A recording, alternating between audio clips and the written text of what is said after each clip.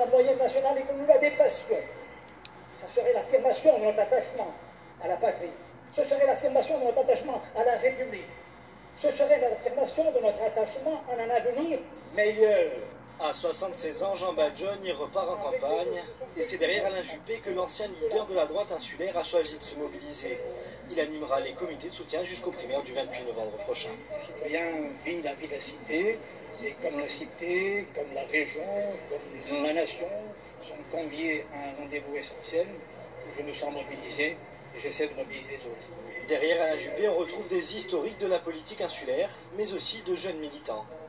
Il a besoin de l'ensemble de la population et particulièrement de la jeunesse qui doit être une force de proposition et qui doit amener ses idées, sa vision de voir les choses pour un avenir meilleur.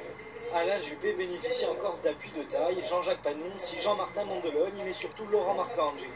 Le député et maire d'Ajaccio était pourtant dans la garde rapprochée de Nicolas Sarkozy, mais aujourd'hui les choses ont bien changé. Il faut de l'humilité quand on parle de notre territoire, un territoire compliqué, qui a des difficultés. Je crois qu'Alain Juppé l'a compris, et c'est peut-être pas le cas de tout le monde. Nicolas Sarkozy n'avait pas compris? C'est très difficile la Corse, c'est très compliqué. Même nous, parfois, nous avons des difficultés à comprendre certaines choses. Alors quand on est président de la République et élu d'un autre territoire, ça doit être forcément très compliqué. La réunion d'hier soir apparaît comme une réelle démonstration de force à quelques jours de la venue de Nicolas Sarkozy en Corse.